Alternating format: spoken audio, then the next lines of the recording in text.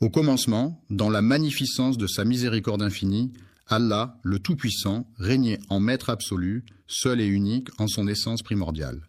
Rien n'existait en dehors du Tout-Puissant Allah. Rien ne l'accompagnait, il est le premier et rien ne le précède. Allah, l'absolu, Allah, le puissant. Une création majestueuse a pris forme, débutant par l'apparition imposante d'un trône dont la grandeur dépasse notre imagination. Parmi les détails de ce trône se trouve une petite chose intrigante. La chaise, en comparaison avec le trône, ressemble à un anneau perdu dans un vaste désert. Le trône, la chaise et le désert, tandis que la chair les englobe. Dans un élan divin, Allah a fait surgir le trône des cieux et de la terre, le plaçant majestueusement sur les bannières primordiales. C'est ainsi que le Tout-Puissant a initié sa création avant même d'avoir façonné le stylo. Alors, le Tout-Puissant et majestueux lui ordonna d'écrire. Il demanda « Que dois-je consigner ?»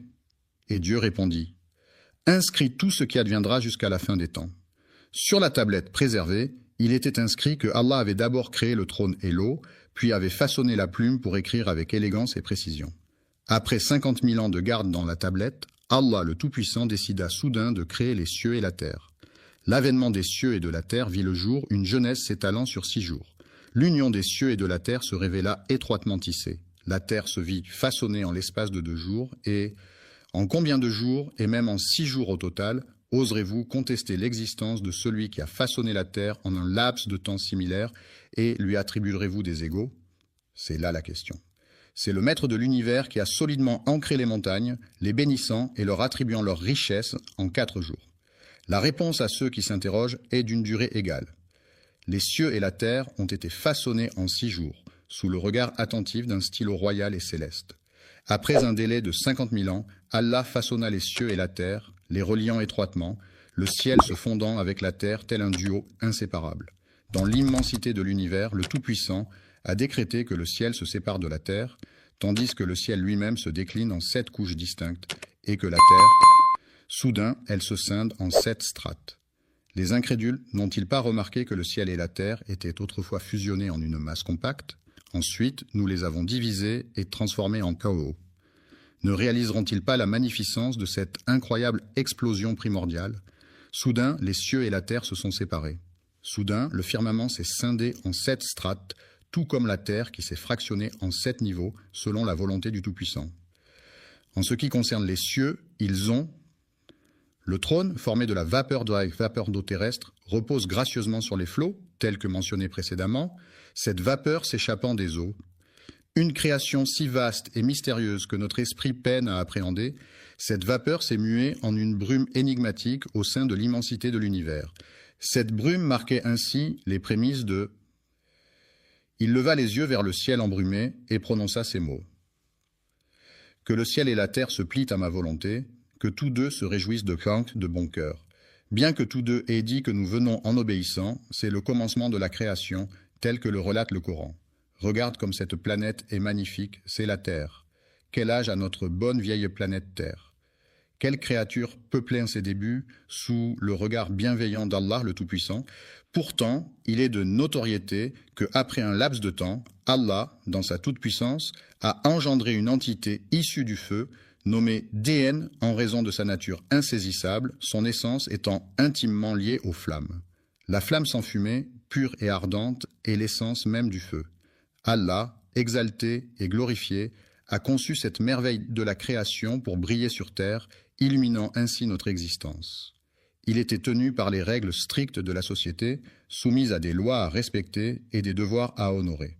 Pourtant, à cette époque, les esprits malicieux, une corruption démesurée gangrenait la terre, et c'est alors que le Tout-Puissant, dans sa majesté, décida d'envoyer des anges pour châtier ces êtres corrompus, responsables de répandre le sang parmi les anges.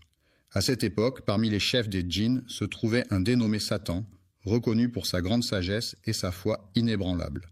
Allah le Tout-Puissant l'avait élevé à un rang élevé.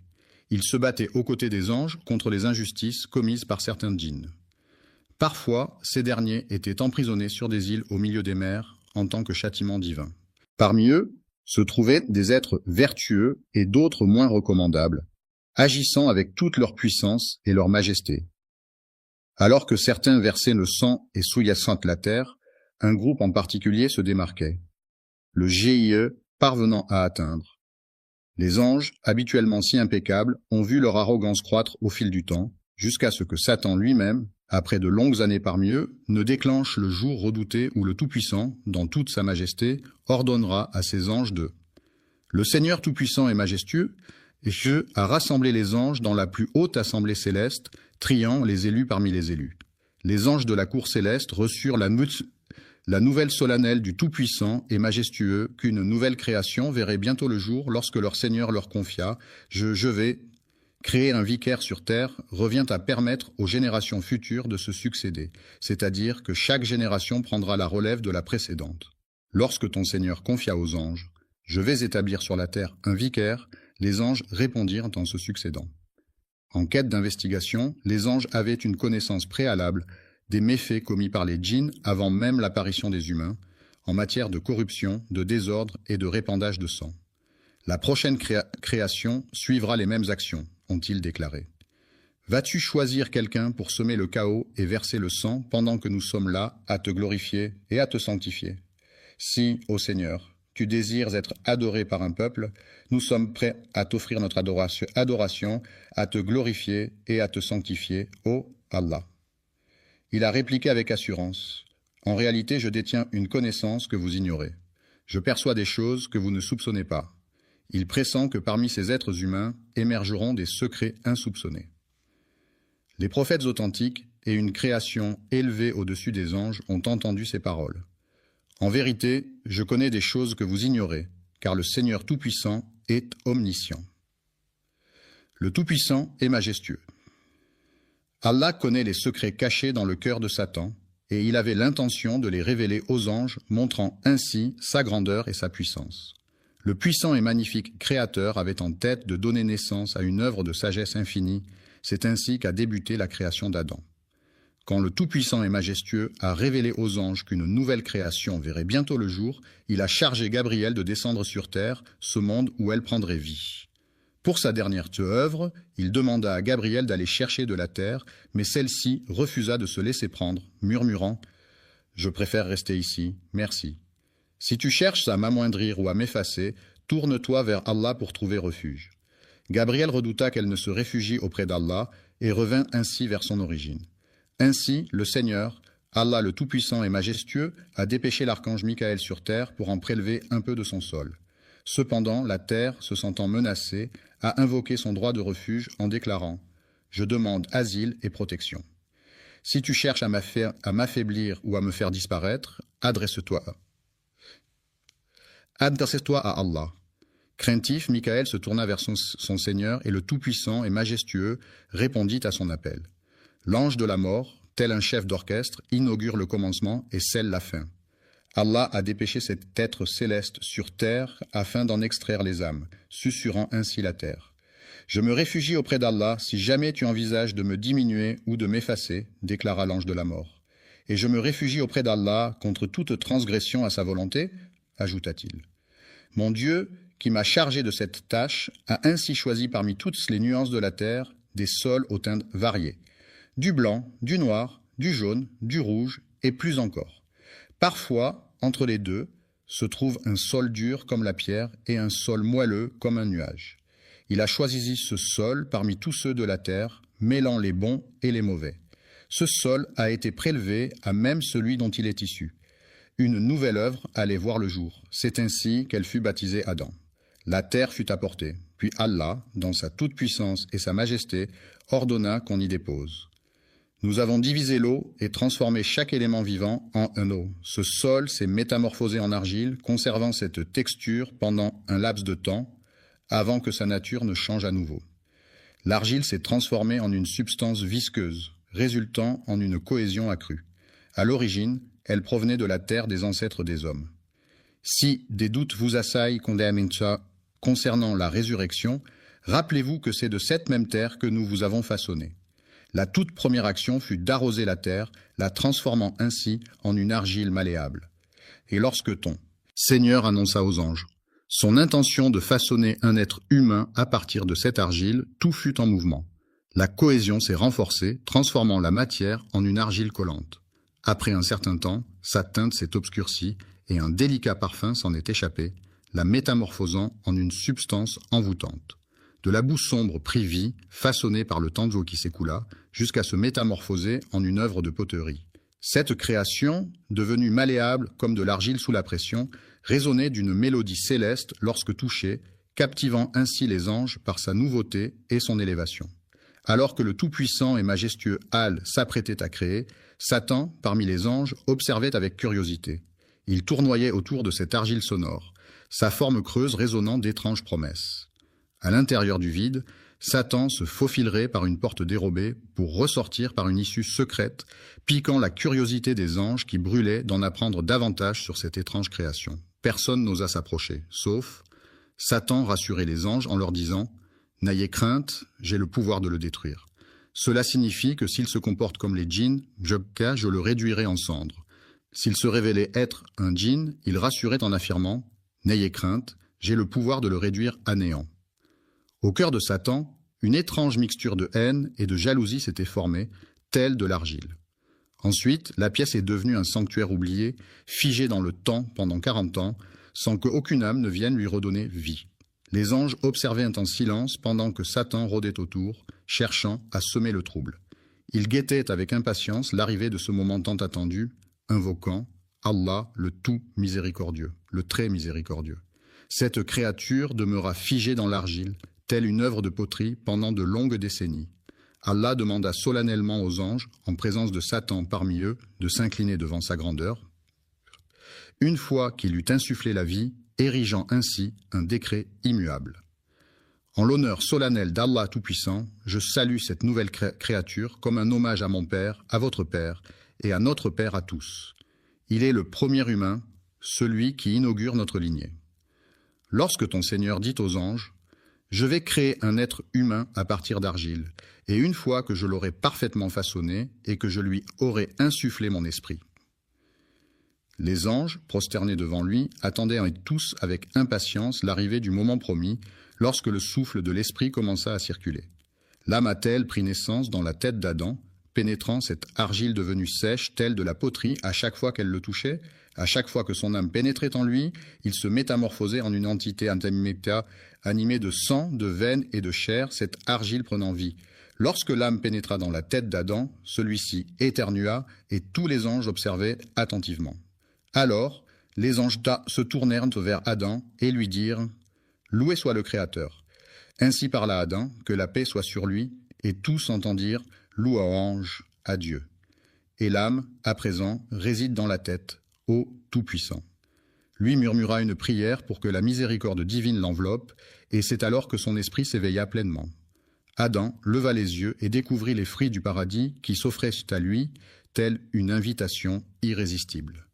Dans un tableau grandiose, les anges, Satan et le Seigneur Tout-Puissant, se tenaient face au paradis, ces fruits délicieux s'étalant devant eux, attendant que l'âme.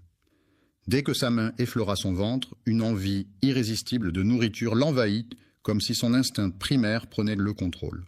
Dès que l'âme de notre père Adam a atteint son abdomen, les prémices des sensations instinctives et des inclinations naturelles ont commencé à germer en lui, suscitant immédiatement ses désirs. Affamé, il s'est précipité vers le festin, son esprit devançant ses pas, bondissant d'impatience vers la délectable pitance. C'est alors qu'Allah a dit « L'homme a été conçu avec une promptitude naturelle, les humains étant dotés d'une impatience innée qui remonte à notre ancêtre Adam dès sa première journée. Jusqu'à ce que l'âme d'Adam soit parfaitement façonnée, dans toute sa splendeur et sa perfection, que la paix soit sur lui. Il se tenait fièrement devant les anges, et dès qu'ils posèrent les yeux sur lui, ils s'inclinèrent en tant signe de respect, obéissant ainsi à l'ordre d'Allah pour célébrer cette nouvelle. Lorsque la création fut achevée, tous les anges s'inclinèrent, innombrables au-delà de tout décompte, car Allah seul connaît leur nombre exact. Tous, sans exception, se sont inclinés en admiration devant cette nouvelle création. Aucun n'a manqué à l'appel. Aucun d'entre eux n'a pu se retenir, à l'exception d'une créature. Ce n'est ni un ange, ni un djinn, pourtant Allah l'a honoré. Cependant, l'arrogance et la vanité, quelle audace, quelle arrogance de défier pour la première fois le Tout-Puissant, Allah, au paradis, en osant désobéir. La fierté de leur propriétaire a conduit à quelque chose de terrifiant. Quelle forme de désobéissance Satan a-t-il choisi alors qu'il se tenait seul, tandis que tous les anges se prosternaient? Tous les anges s'inclinèrent, à l'exception d'Iblis, qui, il se gonfla d'orgueil et devint l'un des infidèles, défiant ainsi pour la première fois le Seigneur tout-puissant au ciel. Et qui était cette créature osant agir ainsi? Malheureusement pour lui, l'honneur qu'il avait reçu n'était pas mérité, tout comme la dignité qui l'accompagnait. Le Seigneur tout-puissant interpella alors Iblis, bien qu'il connaisse déjà la réponse. « Te voilà, empêché de te prosterner devant mes créations, te pavanant dans ton arrogance. Es-tu donc devenu si hâtin, ô méchant? Voyons ta réponse. » Satan, regarde-moi avec quelle audace je me distingue de lui, déclara Iblis. Je suis issu du feu, tandis qu'il est formé de simple argile. Pourquoi donc cette comparaison? Puis-je me courber devant quelqu'un qui me semble moins noble, alors qu'il reconnaisse que le feu l'emporte sur l'argile? Comment pourrais-je m'incliner devant lui alors que l'ordre vient d'en haut? Le commandement ne provient pas d'Adam, mais d'Allah. Cependant, observe l'arrogance. Allah dit à Iblis, « Qui t'a empêché de te soumettre ?» Iblis se vantait, « Je suis supérieur à lui, car tu m'as créé du feu et tu l'as créé de l'argile. » Imaginez la première vision d'Adam lorsqu'il ouvre les yeux. Les anges s'inclinent devant sa majesté, tandis que le Seigneur Tout-Puissant entame une conversation avec Satan, créant ainsi une scène de confrontation céleste. Pour la première fois, une terreur indicible a envahi le ciel, alors qu'Allah le Tout-Puissant était désobéi. Satan a laissé éclater son orgueil, son envie, sa méchanceté et son opposition. Lorsqu'Allah Tout-Puissant donna son commandement, il s'exclama « Pourquoi devrais-je me prosterner devant lui alors que je suis meilleur que lui ?» C'est ainsi que la malédiction commença à s'abattre sur... Dès lors, Satan s'exclama « Va-t'en, tu es banni. Ma malédiction reposera sur toi jusqu'au jour du jugement. Comment oses-tu défier l'ordre d'Allah, ô Satan maudit ?» Il a attiré sur lui la foudre de la toute-puissance divine, devenant ainsi un être maudit, banni, tel un démon, condamné à errer pour l'éternité. L'ange déchu, banni des cieux par la volonté divine, a vu sa grandeur déchue et en a profité pour semer le chaos. Il n'a point imploré le pardon d'Allah, ni quémandé la miséricorde de son Seigneur. Voyez plutôt la fourberie de Satan. Il n'a sollicité qu'une seule faveur, ô Seigneur. Iblis implore. Accorde-moi un sursis jusqu'au jour de leur résurrection, ô Seigneur. Ne m'emporte pas maintenant, je te prie. J'ai une requête unique à formuler. Quelle est-elle? Satan, dans son arrogance infinie, aspire à une existence éternelle, défiant même la fin de toute création jusqu'au jour du jugement. Accorde-moi cette grâce, ô Seigneur des ténèbres, susurre-t-il avec une lueur de défi dans le regard. Pensez-vous que le délai accordé jusqu'au jour de la résurrection ait été repoussé pour permettre à l'âme de se repentir et de demander pardon afin de se rapprocher d'Allah? Après l'acte répréhensible qu'il avait commis, Allah Tout-Puissant lui répondit de façon inattendue « Tu es de ceux à qui un délai est accordé, je retarderai ton mandat. » Jusqu'à ce fameux jour, observez la perfidie de Satan envers son Seigneur, sa majesté, sous le regard de tous les anges, tandis qu'Adam... Connaissez-vous les mots prononcés par Satan à cet instant précis, une fois qu'Allah Tout-Puissant eut accepté sa requête de repousser son châtiment jusqu'au jour du jugement? Avez-vous conscience du défi audacieux lancé à l'encontre du Maître de l'univers? Contemplez la perfidie inouïe, une perfidie si retorse que même dans vos rêves les plus sombres, vous n'auriez pu l'imaginer, car c'est vous qui m'avez égaré. C'est Allah, et non Satan qui t'a égaré. C'est toi, dans ton arrogance, qui t'es égaré. Qui es-tu pour envier? Allah t'a égaré, attribuant ta déviance à ton Seigneur. Regarde cette malice. Puisque tu m'as égaré, dit Satan, je m'installerai donc sur ton chemin. Avez-vous croisé le chemin de cette étrange créature et de sa progéniture? Je veillerai à ce qu'ils ne soient pas laissés à eux-mêmes. Pouvez-vous percevoir le défi qui se présente? C'est à ce moment-là qu'il réalisa qu'il survivrait jusqu'au jour de la rétribution. Je m'installerai confortablement sur le chemin droit que tu leur as tracé. Cela sous-entend que Satan reconnaît la rectitude du chemin d'Allah. Observons les termes sélectionnés par Satan, puis je les attaquerai de front.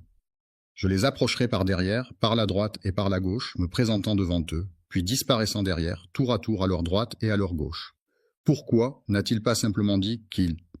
Il sait pertinemment qu'Allah le Tout-Puissant surplombe toute chose, c'est pourquoi il n'ose s'approcher d'eux d'en haut, saisi par la crainte qui les étreint.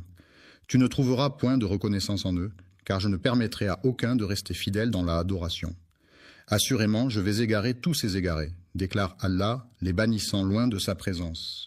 Je repousserai tous ceux qui te suivent, parmi eux tous je remplirai l'enfer. Va-t'en, fais ce que tu as à faire, ô Satan, mon père.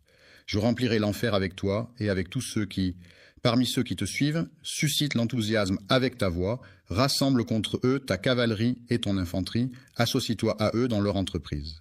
Éleveurs de chèvres et de moutons, promettez-leur monts et merveilles, puis, à votre guise, déchaînez vos troupes contre eux. C'est alors qu'Allah dit à Satan, « Quant à mes serviteurs, tu peux bien égarer les injustes à ta guise, mais sur mes serviteurs, ton emprise est vaine. » Il a osé défier son Seigneur. Il s'incline devant mon Seigneur, reconnaissant sa suprématie, mais observez sa fourberie. Il murmure, « Ô Seigneur, je les égarerai et les détournerai de ta voie. Je resterai sur le droit chemin tant que je le suivrai, répondit Allah Tout-Puissant. Je leur accorderai mon pardon aussi longtemps qu'ils viendront humblement le demander.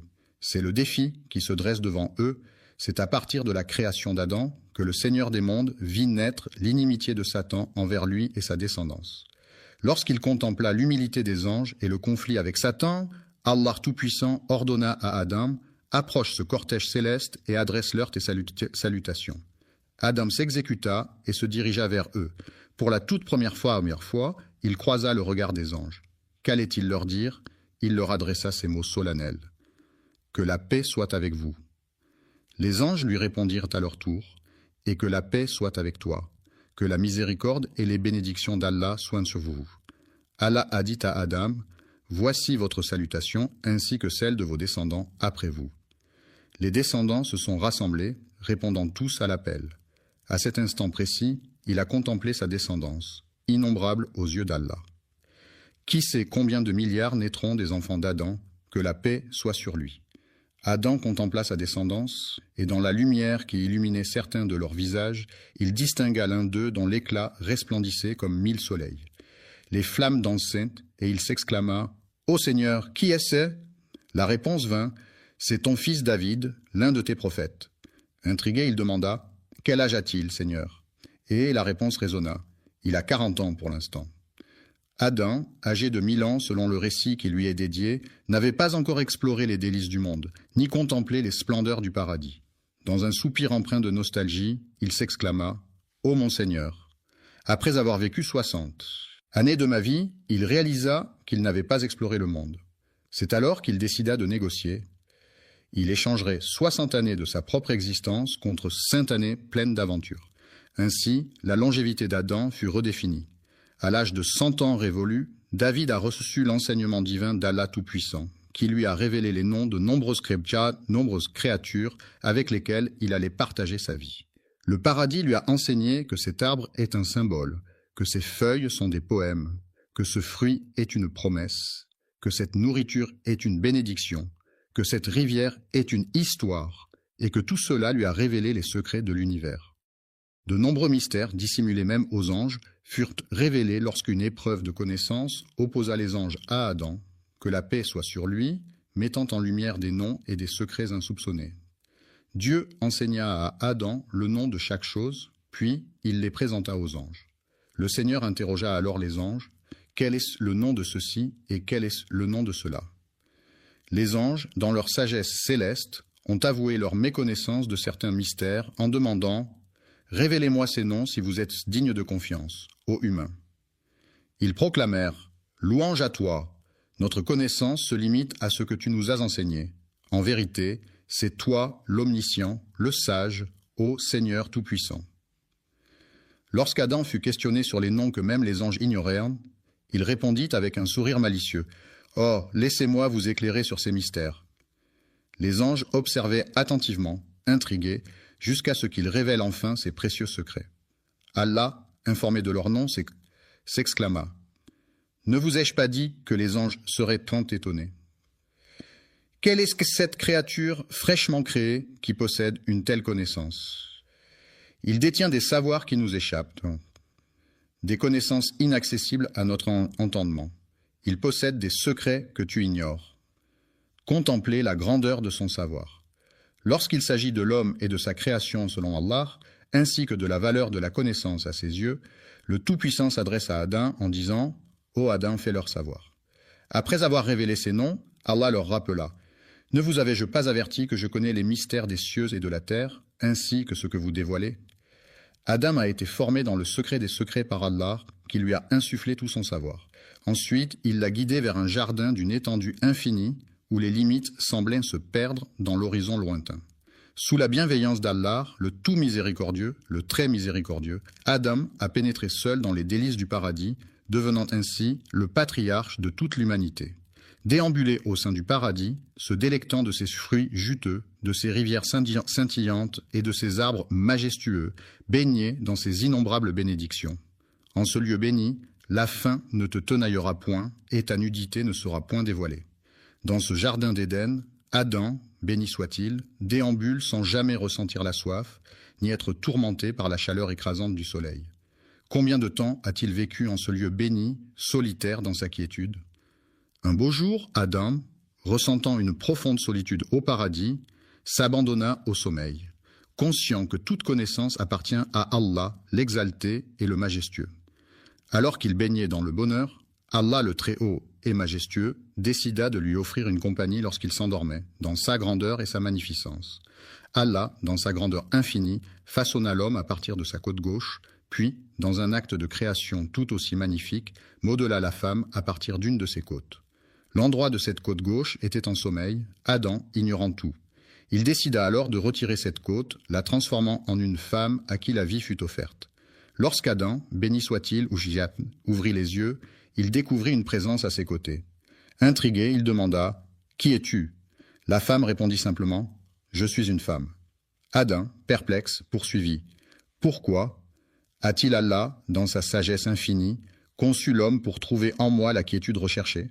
Malgré les sommets atteints par les êtres humains, un homme ne peut véritablement trouver la paix qu'auprès d'une femme, et une femme ne peut trouver la quiétude en compagnie d'un homme, afin que vous puissiez vivre en harmonie avec lui, imprégné d'affection et de bienveillance. C'était comme si Adam, que la paix soit sur lui, avait semé entre vous ses sentiments. Il éprouvait une joie singulière en constatant qu'Allah avait créé une nouvelle créature pour le réconforter, lui permettant ainsi de trouver du réconfort auprès des anges. Les anges voulaient mettre Adam à l'épreuve en lui demandant son nom, mais pour l'instant, ils ne le connaissaient pas. Elle s'était simplement présentée comme une femme. Lorsque Vénus interrogea Adam sur l'identité de cette mystérieuse femme, sa réponse fusait sans détour. Vé. Puis, Adam entreprit d'énumérer tous les noms de toutes choses, déclarant finalement « C'est Ev-lé ». Les anges étonnés demandèrent « Pourquoi ce nom en particulier ?» Il répondit avec assurance « Elle a été formée à partir d'un être vivant, elle détient la connaissance que Dieu lui a confiée. » Il détenait un savoir que même les anges ignoraient, tandis qu'Adam, accompagné d'Ève, résidait dans ce paradis sans descendance ni lignée. Allah, dans sa grandeur et sa magnificence, leur fit cette annonce solennelle. « Ô Adam, résidez au paradis en compagnie de votre épouse et sustentez-vous à satiété de ses délices. À votre convenance, délectez-vous de tout ce que votre cœur désire, les arbres majestueux, les rivières chantantes, les fruits juteux et le bonheur éclatant. Nourrissez-vous de ces merveilles en abondance, où que vous soyez. Au paradis, tout est autorisé, sauf une seule chose. Ne pas approcher de l'arbre interdit, car c'est là que réside la volonté du Seigneur. Un simple arbre, mais ô combien important. Dans ce jardin luxuriant, où chaque arbre porte des fruits succulents et où la bénédiction règne en maître, il est permis de se délecter de tout, sauf d'un seul arbre. Méfiez-vous de l'arbre mystérieux qui se dresse là, car approcher ses branches vous ferait basculer du côté obscur. Non seulement cela, mais le Seigneur Tout-Puissant les avait avertis en disant « Ô Adam et Ève, percevez-vous le paradis et le bonheur dans... » Parmi vous, il se tapira une créature insatiable qui ne vous accordera aucun répit. Imaginez le premier adversaire qui, par arrogance, a refusé de s'incliner devant vous en déclarant « Je vaux mieux que lui ». Il chuchotera à ton oreille, alors que tu te trouveras au paradis, cet ennemi dont Ève ignorait l'identité, mais qu'elle connaît désormais. Alors nous avons dit Ô Adam, voilà celui-ci. Attention, cet ennemi est un véritable danger pour toi et ta femme. Méfiez-vous qu'il ne parvienne à vous chasser du paradis, car alors, ô Adam, tu connaîtras le malheur. Si tu quittes ce jardin d'Éden, tu pénétreras dans l'antre de la désolation. Restez au paradis, où la misère et l'affliction ne sont que des étrangers indésirables. Méfiez-vous de deux choses. Ne goûtez pas aux fruits de cet arbre défendu, n'en approchez même pas, et soyez sur vos gardes contre cet ennemi sournois qui rôde. Il met tout en œuvre pour vous chasser de ce magnifique paradis, après de longues années passées aux côtés de notre mère, Ève, en compagnie d'Adam, que la paix soit sur lui. Vivez en ce havre de paix, savourant la douceur de leur existence et la générosité de la nature, sans jamais oser s'approcher de l'arbre interdit. Un jour, tandis qu'ils déambulaient paisiblement, des hurlements soudains captèrent leur attention, évoquant la détresse d'un individu invisible. Se demandant qui pouvait bien être à l'origine de ces sanglots, ils s'interrogèrent « Pourquoi pleures-tu » Il a exprimé sa tristesse pour vous deux, tandis que vous vous épanouissez dans la félicité. Il a laissé échapper des larmes pour vous deux, conscient qu'un jour viendra où vous ne serez plus. Adam et Ève méditaient sur le fait que tôt ou tard, même plongés dans le bonheur le plus total, ils devraient inévitablement le quitter le jour de leur mort. Les êtres humains aspirent à une éternité de félicité, mais celle-ci les abandonna un temps avant de revenir vers eux pour chuchoter. « Ô Adam, te guiderai-je ? Voulez-vous goûter à l'immortalité de l'arbre éternel, aspirer à régner sur un royaume impérissable, rejoindre les rangs célestes des anges pour une éternité sans fin ?» Sa réponse fut un fervent oui. Comment a-t-il murmuré à travers les feuilles de l'arbre, révélant ainsi quel arbre était l'interdit qu'Allah. Connais-tu l'histoire de cet arbre, ô Adam, car de cet arbre, rien ne vous est étranger. Au lieu de cela, tu seras béni d'immortalité en goûtant à l'arbre, tu seras élevé tel un ange et échapperas à la mort. Votre Seigneur ne vous a-t-il pas simplement déconseillé cela? Cet arbre, tel un gardien jaloux, veillez à ce que vous ne deveniez ni ange ni immortel. Au commencement, Adam doutait de ses intentions, mais il a prêté serment au nom d'Allah Tout-Puissant. Imaginez Satan, ce vil tentateur. Le criminel repenti, Adam s'étonna de voir quelqu'un prêter un faux serment au nom de son Seigneur. Il le rassura alors. « Je vous le jure, je suis désormais un allié fidèle pour vous deux. » Il s'éclipsait un moment avant de réapparaître près d'eux, murmurant mystérieusement, répétant ce manège à maintes reprises. Au début, Adam lui tint tête, cherchant refuge auprès d'Allah. Face à sa résistance, Satan ne lâcha pas prise et persista à le tourmenter pendant des années, jusqu'au jour où Ève suggéra à Adam « Et si nous tentions de déguster l'arbre sans le croquer, c'est savourer ses saveurs pendant que je me délecte devant vous. Si un incident survient, tu ne te sustentes point, mais si tout demeure calme, tu partages cette expérience gustative avec moi sous cet arbre. » Par ruse, il les entraîna vers cet arbre, défendu par Allah, marchant devant eux. Allah les avait prévenus au paradis au sujet de deux interdictions, cet arbre et celui-ci. L'ennemi s'efface avec le temps, tel est le destin des humains. Comme Adam et sa descendance, nous oublions les discordes et nous affaiblissons, telle est notre nature. Chaque descendant d'Adam porte en lui la faille de son ancêtre. Adam, égaré, a rompu le pacte avec son Créateur pour suivre Satan jusqu'à l'arbre maudit. Ève a osé effleurer le fruit défendu, sans enfreindre l'interdit, tandis qu'Adam, lui, y a succombé avant même qu'il ne partage ce fruit que Dieu avait enveloppé d'une aura lumineuse. Leur zone intime étant dissimulée, Adam ne pouvait contempler sa propre nudité, tout comme Ève ne pouvait observer la sienne. Une barrière les empêchait de découvrir la nudité de l'autre, les maintenant séparés. Une lueur caressait leur peau, les enveloppant d'une aura céleste, mais lorsque leurs lèvres effleurèrent l'arbre, Allah le Tout-Puissant leur retira brusquement cette clarté et cette majesté. Ils contemplèrent son maintien, leur nudité mise à nu, Ève prit son envol et Adam s'élança vers le paradis, prêt à tailler leur destin. Les feuilles de l'arbre se drapèrent pour cacher leur nudité, tandis qu'Allah, dans sa grandeur et sa majesté, interpella Adam. « Adam, cherches-tu à me fuir ?» Adam répondit humblement, « Non, Seigneur, je ne cherche point à m'échapper. Je rougis de toi, mais la dégustation de l'arbre rendit leur nudité visible. » Alors, Ils se couvrirent de feuilles du paradis, et c'est à ce moment que leur Seigneur les appela. N'avais-je pas expressément proscrit cet arbre de votre jardin, et ne vous avais-je pas averti que le diable se délectait à vous tendre des pièges, ô Adam ? Les larmes commencèrent à perler sur leurs joues, tandis qu'ils murmuraient. Deux individus s'exclamèrent « Ô notre Seigneur, nous nous sommes vraiment fait du tort à nous-mêmes. Si tu ne nous pardonnes pas et ne nous fais pas miséricorde, nous serons assurément parmi les perdants. » C'est lors de cette toute première transgression que les êtres humains ont osé défier leur Seigneur Tout-Puissant, tandis qu'Adam et Ève étaient là, assis, pleurant et implorant le pardon d'Allah, le Très-Haut. Adam, dans sa majesté, craignait la punition du Très-Haut, mais il l'accepta. Cependant, au cœur de la désobéissance se cache le mal. Quel mal ? Cette insubordination t'a-t-elle donc valu d'être banni de ce jardin, ô Adam, ce jardin béni que t'avait octroyé Allah, le Très-Haut et le Majestueux ? Méfiez-vous de cet arbre, pourtant vous avez succombé à la tentation de désobéir à votre Seigneur, vous égarant ainsi. Mais son Seigneur l'a ensuite élu. Ainsi, après lui avoir accordé son pardon et l'avoir guidé, Allah a accepté son repentir. Cependant, il l'a fait descendre de ce paradis céleste vers cette terre peuplée par des êtres humains.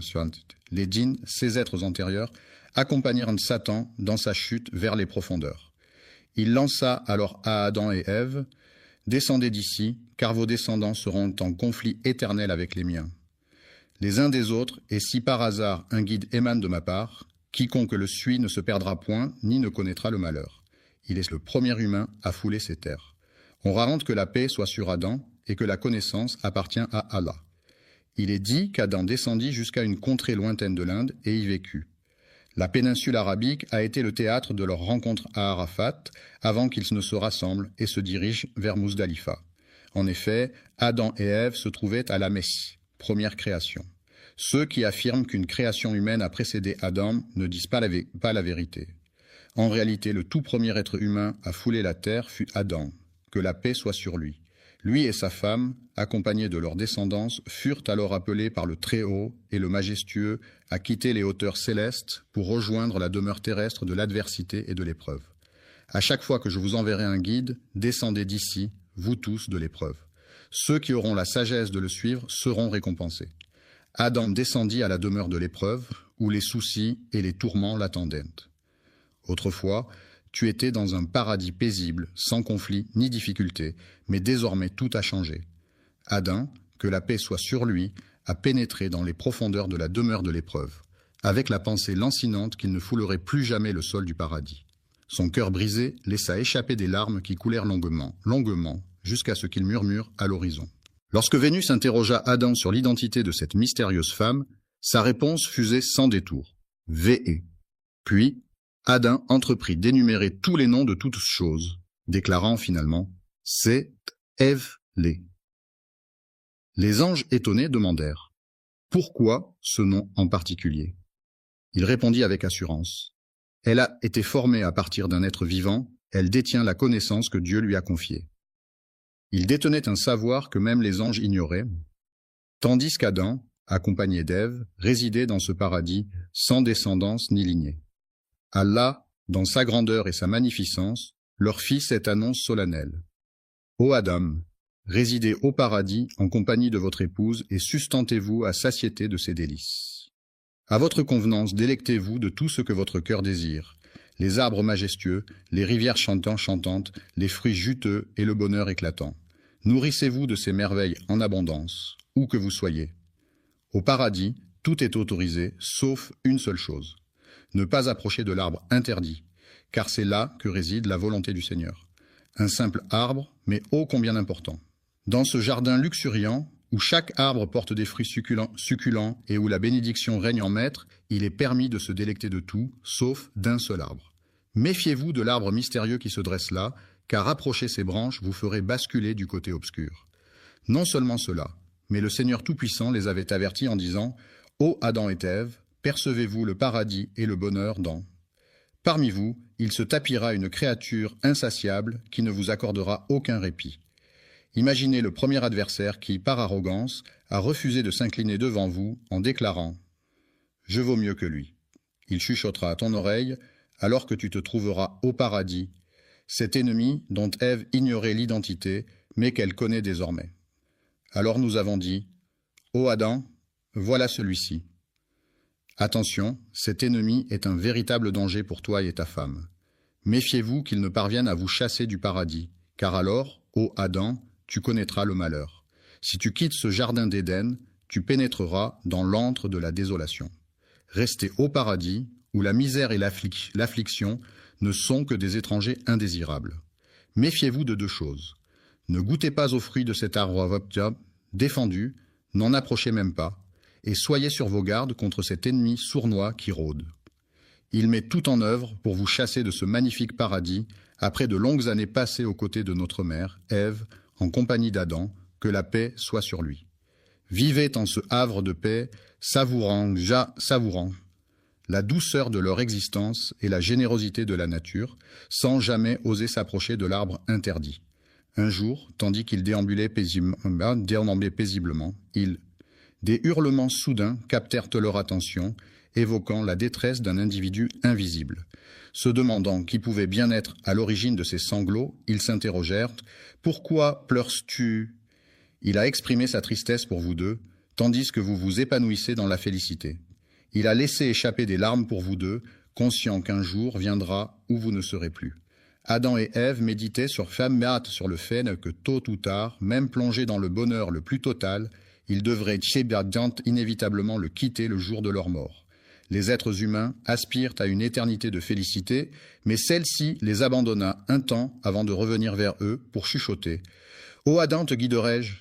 Voulez-vous goûter à l'immortalité de l'arbre éternel, aspirer à régner sur un royaume impérissable, rejoindre les rangs célestes des anges pour une éternité sans fin ?» Sa réponse fut un fervent oui. Comment a-t-il murmuré à travers les feuilles de l'arbre, révélant ainsi quel arbre était l'interdit qu'Allah. Connais-tu l'histoire de cet arbre, ô Adam, car de cet arbre, rien ne vous est étranger. Au lieu de cela, tu seras béni d'immortalité en goûtant à l'arbre, tu seras élevé tel un ange et échapperas à la mort. Votre Seigneur ne vous a-t-il pas simplement déconseillé cela? Cet arbre, tel un gardien jaloux, veillez à ce que vous ne deveniez ni ange ni immortel. Au commencement, Adam doutait de ses intentions, mais il a prêté serment au nom d'Allah Tout-Puissant. Imaginez Satan, ce vil tentateur. Le criminel repenti, Adam s'étonna de voir quelqu'un prêter un faux serment au nom de son Seigneur.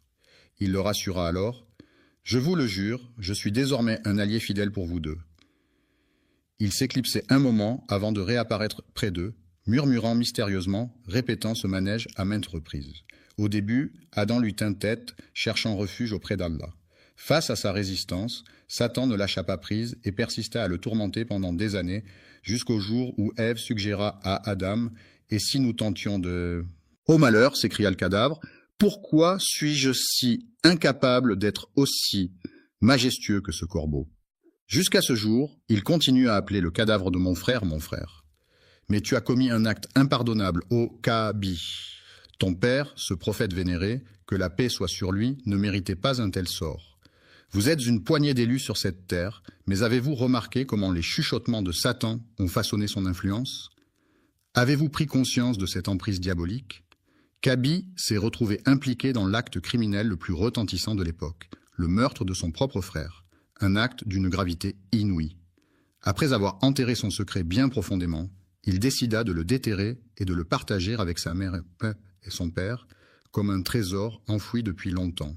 Lorsque le premier meurtre fut commis sur terre, Adam fut enveloppé par le chagrin, la paix s'éloignant de lui. L'un des fils de notre mère Ève est un meurtrier, tandis que l'autre est… Dans ce monde impitoyable, le Tout-Puissant les a prévenus. La trahison peut mener à une fin tragique. Veille à ce qu'il ne te chasse du paradis, car tu risquerais de te retrouver bien malheureux. C'est à ce moment que la douleur pointe le bout de son nez, que le dur labeur commence et que les embûches se dressent sur notre chemin. La vie, telle une arène de combat, de défis et d'adversité, voit naître deux destins contrastés.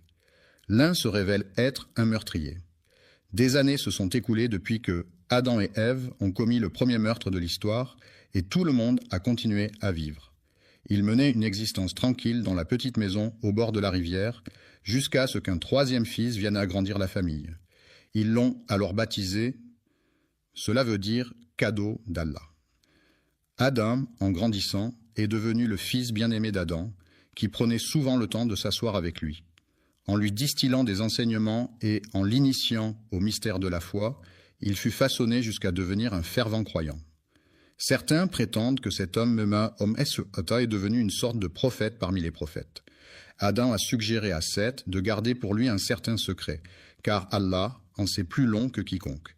Il lui a annoncé qu'il avait ôté la vie de votre frère, et j'ai la crainte qu'il ne vous fasse subir le même sort. Redoutez qu'il ne vous jalousie pour la sagesse, le leadership et la prestance dont Allah vous a doté. Adam, inquiet pour son fils, lui a fait promettre de garder le silence à ce sujet. Frère, tremblant devant l'incertitude du lendemain, traversa des années et des années dans la peur constante. La descendance d'Adam entame son voyage à travers le temps, laissant les marques de son passage au fil des ans. Lorsque Adam eut vécu 940 ans, c'est l'ange de la mort qui vint à sa rencontre. Adam le fixa du regard et demanda « Qui es-tu » L'ange de la mort répondit simplement « Je suis la fin incarnée. »« Il est venu réclamer ton âme, lui a-t-il annoncé. »« Pourquoi » s'est interrogé l'autre. « Parce que votre temps est venu, a-t-il répondu. Adam a déclaré que malgré le temps qui s'écoule, il reste encore beaucoup de vie en lui et que son temps n'est pas encore révolu.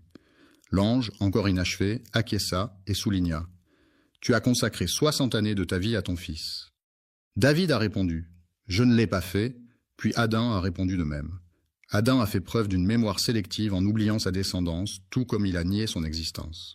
Adam a fait preuve de désobéissance, entraînant ainsi sa descendance à suivre le même chemin de désobéissance, selon la volonté d'Allah Tout-Puissant. Révèle les facettes d'Adam. Même enveloppé de perfection, il n'en demeurait pas moins doté de qualités humaines. J'ai refusé, car j'ai une durée de vie pouvant aller jusqu'à 1000 ans. C'est alors qu'Allah a informé l'ange de la mort de cette particularité. Il aurait la chance de savourer 1000 printemps, tandis que David demeurerait une faveur divine pour un siècle. Après avoir fait un détour de 60 ans, l'ange de la mort revint finalement vers lui. Eva a lancé un « dégage » catégorique, refusant toute visite de l'ange de la maison. « Que la mort emporte son âme » s'écria Adam, mais qu'elle le laisse en paix, car mon heure est venue. L'ange de la mort est venu chercher l'âme d'Adam, que la paix soit sur lui dans ses bras immatériels. Le premier être humain était pleuré par sa femme et ses enfants, mais lui ne... Perdu dans l'incertitude, Gabriel est arrivé tel un guide pour enseigner à son fils l'art de laver son père. De quelle manière doit-on l'envelopper, l'ensevelir et accomplir la prière funéraire? Gabriel expliqua à son interlocuteur que cette pratique était ancrée dans ses habitudes, une tradition qui lui tenait particulièrement à cœur. C'est de cette manière que les disciples se multiplient à mesure que les âmes s'éteignent. C'est ainsi que le destin doit se jouer. Adam, le patriarche de toute l'humanité, a été soigneusement lavé, délicatement enveloppé, prié sur, puis enfin inhumé. Adam, le pionnier des prophètes et le tout premier être humain façonné de la main d'Allah, a rendu l'âme.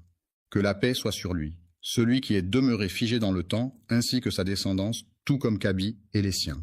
Les descendants d'Adam ont vaillamment poursuivi leur existence sur terre pendant un laps de temps, bravant les épreuves et les joies de la vie après lui, que la paix soit sur lui.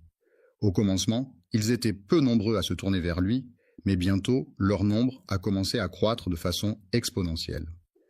Sous la direction bienveillante du fils d'Adam, ils furent éclairés par sa sagesse et guidés par sa bienveillance.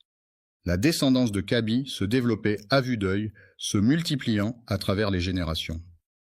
La descendance de ces êtres s'est dispersée aux 4 coins du monde, essaimant ainsi sur toute la planète. Les descendants de Kabi se sentaient moins légitimes et décidèrent alors de partir chacun de leur côté.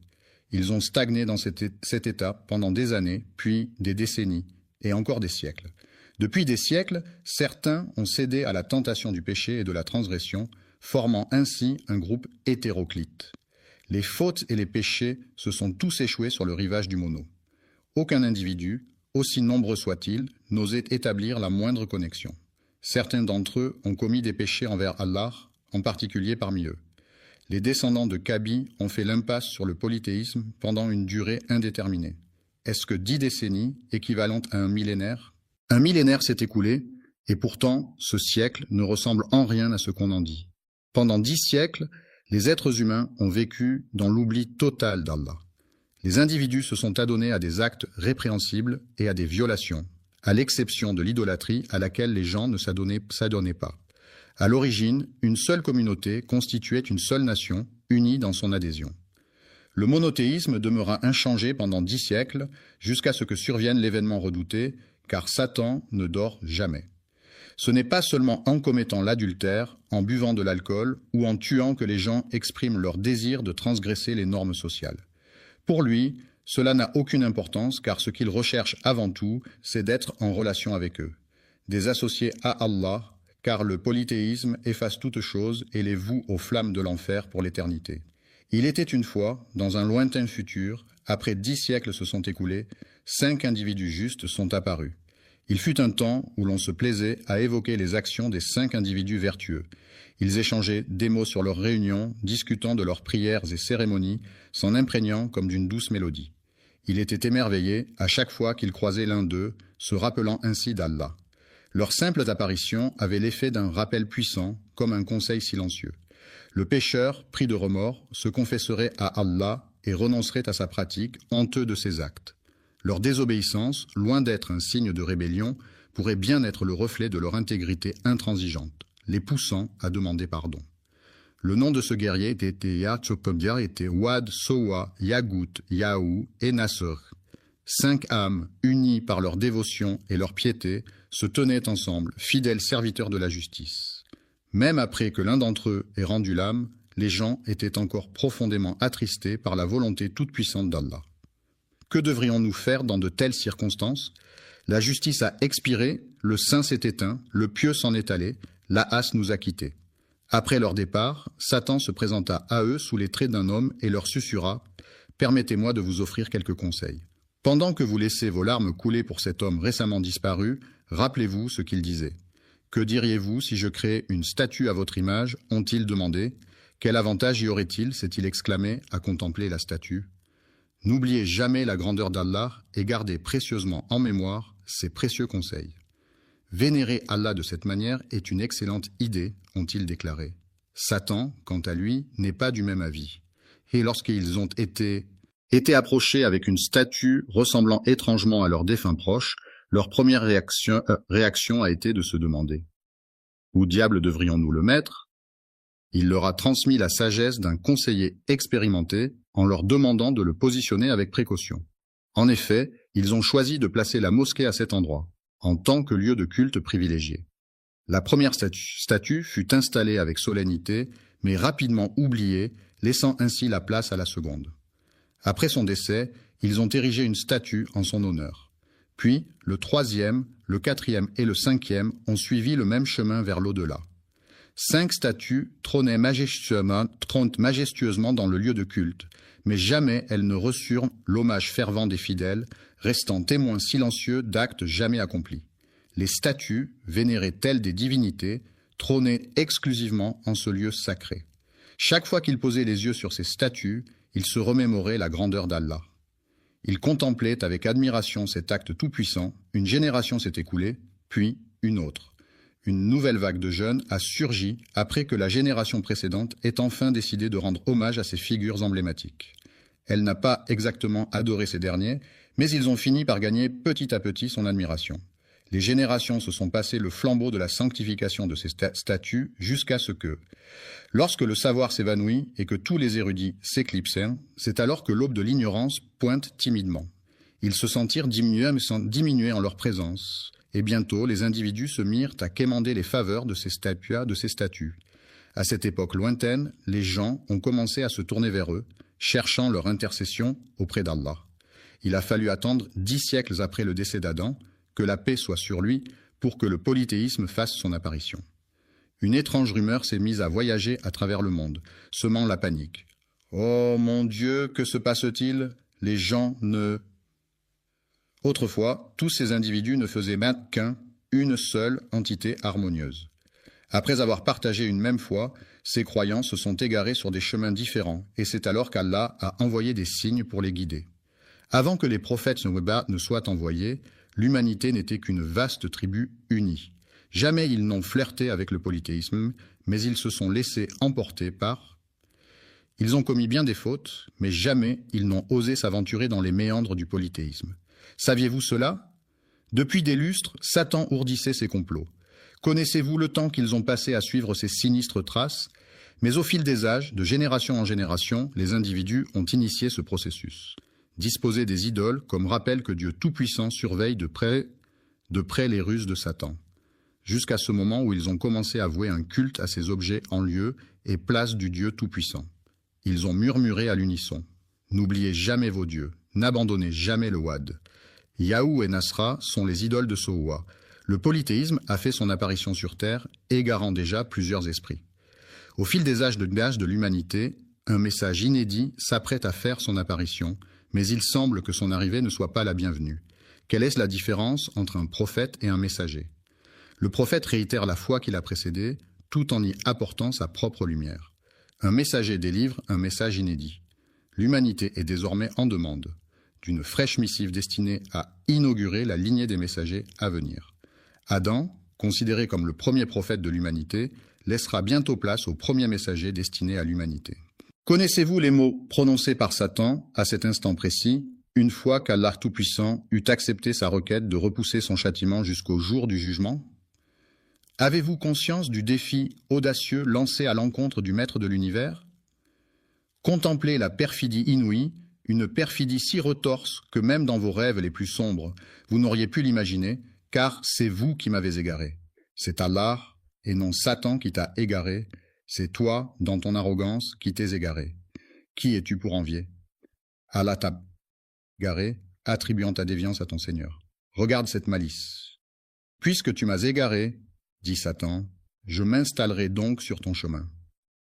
Avez-vous croisé le chemin de cette étrange créature et de sa progéniture? Je veillerai à ce qu'ils ne soient pas laissés à eux-mêmes. Pouvez-vous percevoir le défi qui se présente? C'est à ce moment-là qu'il réalisa qu'il survivrait jusqu'au jour de la rétribution. Je m'installerai confortablement sur le chemin droit que tu leur as tracé. Cela sous-entend que Satan reconnaît la rectitude du chemin d'Allah. Observons les termes sélectionnés par Satan, puis je les attaquerai de front. Je les approcherai par derrière, par la droite et par la gauche, me présentant devant eux, puis disparaissant derrière, tour à leur droite et à leur gauche. Pourquoi n'a-t-il pas simplement dit qu'il sait pertinemment qu'Allah le Tout-Puissant surplombe toute chose, c'est pourquoi il n'ose s'approcher d'eux d'en haut, saisi par la crainte qui les étreint. Tu ne trouveras point de reconnaissance en eux, car je ne permettrai à aucun de rester fidèle dans la adoration. Assurément, je vais égarer tous ces égarés, déclare Allah, les bannissant loin de sa présence. Je repousserai tous ceux qui te suivent, parmi eux tous je remplirai l'enfer. Va-t'en, fais ce que tu as à faire, ô Satan, mon père.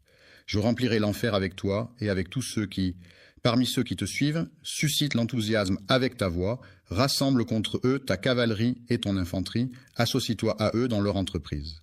Éleveurs de chèvres et de moutons, promettez leurs monts et merveilles, puis, à votre guise, déchaînez vos troupes contre eux. C'est alors qu'Allah dit à Satan, « Quant à mes serviteurs, tu peux bien égarer les injustes à ta guise, mais sur mes serviteurs, ton emprise est vaine. » Il a osé défier son Seigneur. Il s'incline devant mon Seigneur, reconnaissant sa suprématie, mais observez sa fourberie. Il murmure, « Ô Seigneur, je les égarerai et les détournerai de ta voie. Je resterai sur le droit chemin tant que je le suivrai, répondit Allah Tout-Puissant. Je leur accorderai mon pardon aussi longtemps qu'ils viendront humblement le demander. C'est le défi qui se dresse devant eux, c'est à partir de la création d'Adam que le Seigneur des mondes vit naître l'inimitié de Satan envers lui et sa descendance. Lorsqu'il contempla l'humilité des anges et le conflit avec Satan, Allah Tout-Puissant ordonna à Adam « Approche ce cortège céleste et adresse-leur tes salutations. » Adam s'exécuta et se dirigea vers eux. Pour la toute première fois, il croisa le regard des anges. Qu'allait-il leur dire? Il leur adressa ces mots solennels. « Que la paix soit avec vous. » Les anges lui répondirent à leur tour. « Et que la paix soit avec toi. Que la miséricorde et les bénédictions d'Allah soient sur vous. » Allah a dit à Adam, « Voici votre salutation ainsi que celle de vos descendants après vous. » Les descendants se sont rassemblés, répondant tous à l'appel. À cet instant précis, il a contemplé sa descendance, innombrable aux yeux d'Allah. Qui sait combien de milliards naîtront des enfants d'Adam, que la paix soit sur lui. Adam contempla sa descendance, et dans la lumière qui illuminait certains de leurs visages, il distingua l'un d'eux dont l'éclat resplendissait comme 1000 soleils. Les flammes dansaient, et il s'exclama « Ô Seigneur, qui est-ce » La réponse vint « C'est ton fils David, l'un de tes prophètes. » Intrigué, il demanda « Quel âge a-t-il, Seigneur ?» Et la réponse résonna « Il a 40 ans pour l'instant. » Adam, âgé de 1000 ans selon le récit qui lui est dédié, n'avait pas encore exploré les délices du monde, ni contemplé les splendeurs du paradis. Dans un soupir empreint de nostalgie, il s'exclama « Ô mon Seigneur !» Après avoir vécu 60,